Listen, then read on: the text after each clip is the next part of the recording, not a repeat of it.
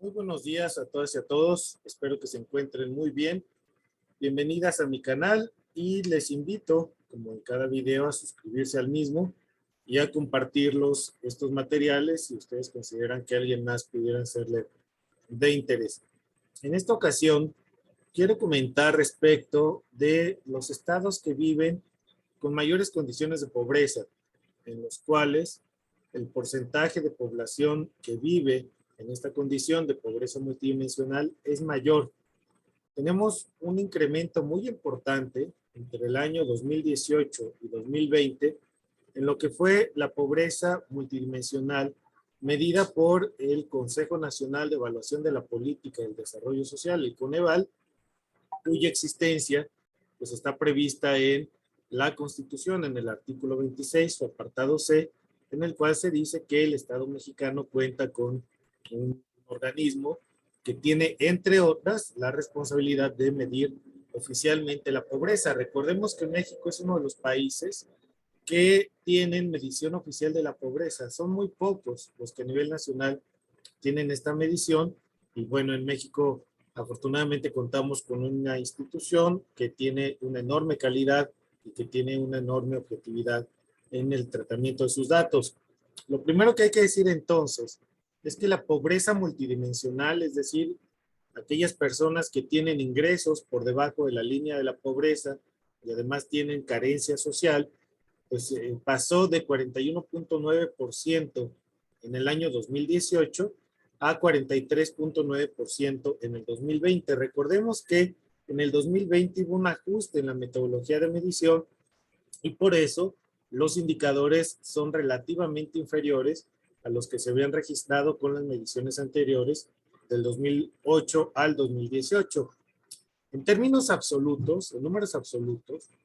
la pobreza pasó de 51.8 millones de personas en el 2018 a 55.6 millones en el 2020. Es decir, tuvimos un incremento de prácticamente casi 4 millones de personas más en condiciones de pobreza y esto evidentemente constituye un enorme reto para el gobierno federal, pero también para los gobiernos de los estados, los gobiernos municipales.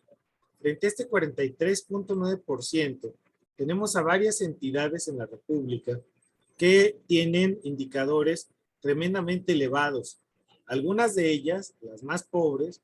digamos que tuvieron la fortuna de que en términos de la pandemia tuvieron una disminución. Es decir, el impacto económico de la pandemia fue menor en los estados más pobres. Esto tiene una explicación, desde luego, y se refiere al tipo de economía que se desarrolla en estas entidades. Recordemos que son entidades donde la economía fundamentalmente está en los sectores primarios, secundarios, menos y terciarios, si acaso, ¿no? Pero la economía entonces lo que tiene es una enorme,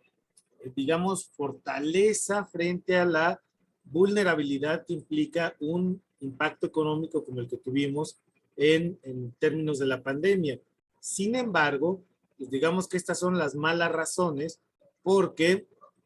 no hay condiciones de mejoramiento de la economía en términos reales y no hay condiciones de mejoramiento de las condiciones productivas y de acceso a un empleo digno en estos estados. Lo que vemos en el indicador del índice de la tendencia laboral de la pobreza es que justamente en estas entidades ya en los últimos meses no hay una reducción sostenida en el porcentaje de personas con ingresos inferiores a la línea de la pobreza. Pero vamos a ver la pantalla, la gráfica que preparé para ustedes en esta ocasión, con los 10 estados, mejor dicho, los 12 estados con mayores condiciones de pobreza en el país. Quise extenderla a los 12 estados con mayor porcentaje, porque como vamos a ver, tanto el Estado de México como el Estado de Quintana Roo tuvieron severos incrementos en los porcentajes de personas en pobreza que rebasan, desde luego, el promedio nacional de incremento que se dio en estos 2 años. ¿Cuáles son los 3 estados con mayor porcentaje de personas en condiciones de pobreza? Bueno, lo vemos aquí en la gráfica. Chiapas sigue siendo la entidad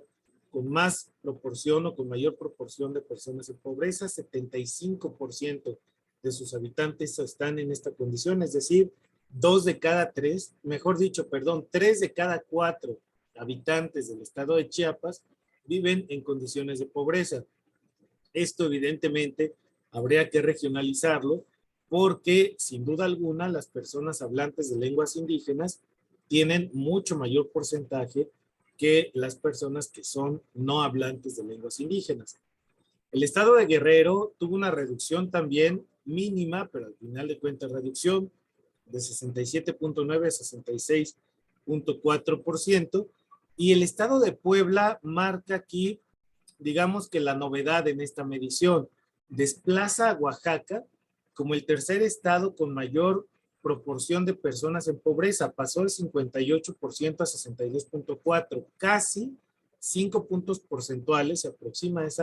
esa magnitud el cambio que hubo en el estado de Puebla del 2018 al 2020. Evidentemente hay que tomar nota de este cambio, sobre todo porque hubo un nuevo gobierno a partir del 2018 y esto pues es un impacto durísimo el que está teniendo la entidad. En Oaxaca, que pasó del tercer lugar nacional al cuarto, pues la reducción fue de 64.3 a 61.7, y nuevamente en estas entidades, Chiapas, Guerrero y Oaxaca, la explicación se centra sobre todo en que el impacto fue menor, dado que pues, los más pobres ya no tuvieron el impacto en términos de perder empleos porque pues están en muchos de ellos en economía de subsistencia. Poco es lo que tienen que perder, tristemente hay que decirlo, y las entidades que más perdieron son aquellas que estaban dedicadas al turismo o que estaban dedicadas mayoritariamente al sector de manufacturas no esenciales, que durante el periodo pandémico pues fueron las que tuvieron que cerrar y ahí se perdieron grandes cantidades de empleos. Sorprende y también llama la atención el caso de Tlaxcala, que se ubica ahora en el quinto lugar nacional, habiendo pasado de 51% a 59.3%, es decir, 8 puntos porcentuales en el porcentaje de personas que se ubican en condición de pobreza multidimensional. En Veracruz se da igualmente una ligera reducción.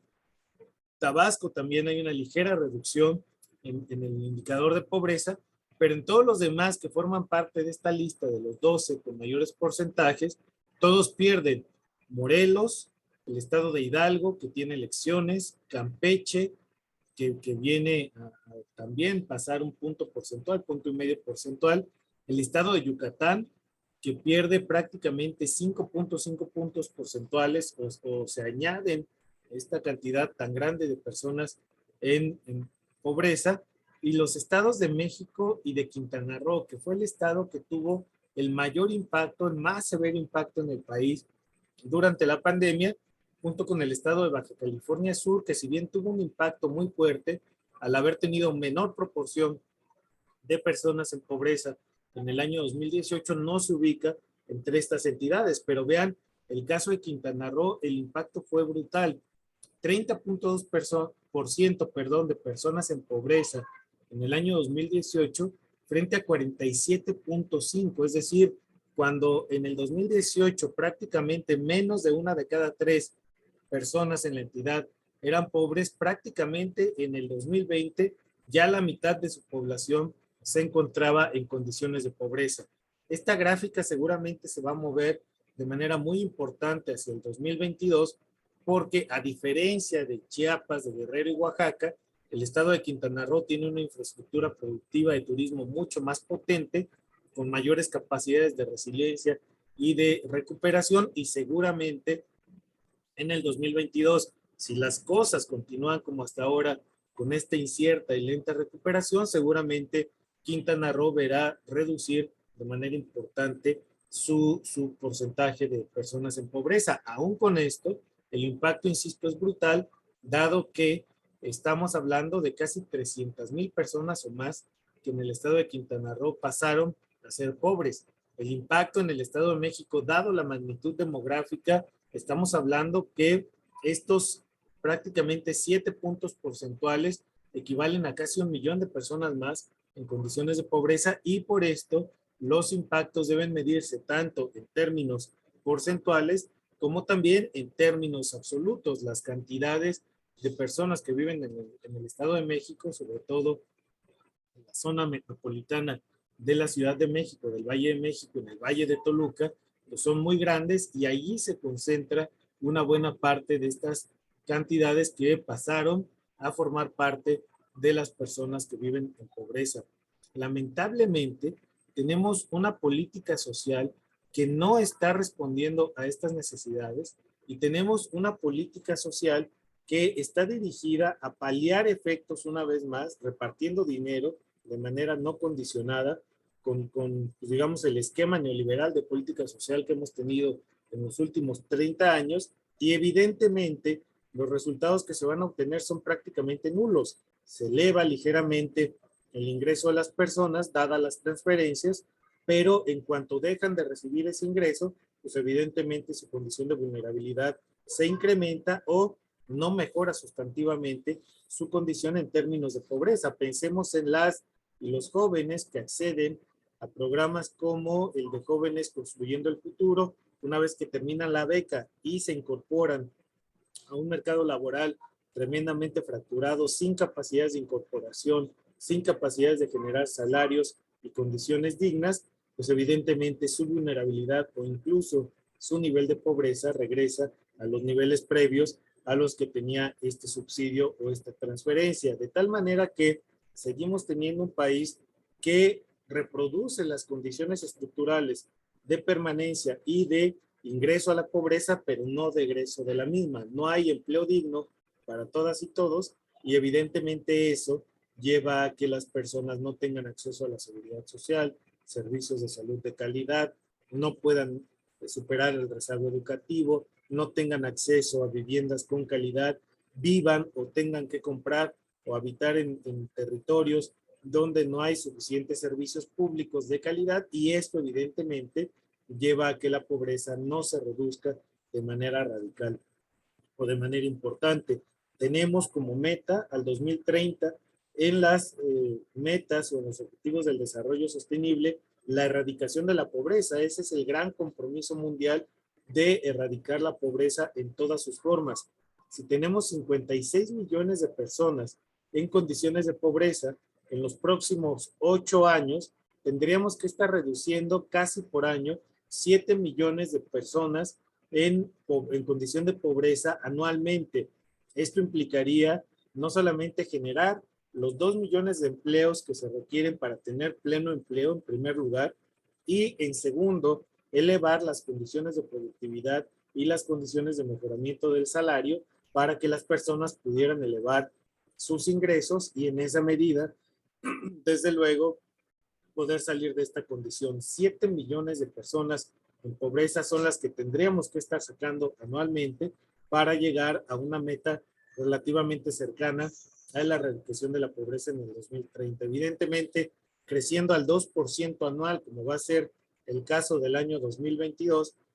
no alcanza y no va a permitir lograr esta meta. Al ritmo que vamos en este sexenio, el crecimiento de todo el sexenio apenas será de aproximadamente 4%, es decir, menos de un punto porcentual por año, lo cual pues representa un porcentaje, un promedio tremendamente inferior al mediocre crecimiento que ya teníamos en la etapa neoliberal. De tal manera que el modelo que se propuso es evidente que no va a funcionar, ya no dio los resultados que se esperaban y es momento frente a los últimos 2 años que le quedan a esta administración de repensar, reflexionar seriamente si tendríamos que seguir por la misma ruta o bien modificar, sin desde luego regresar a lo que teníamos que era malísimo, que era inaceptable, pero sí cambiar la ruta, cambiar el escenario hacia mejores condiciones con modelos alternativos de crecimiento, con perspectivas de desarrollo regional, desarrollo local,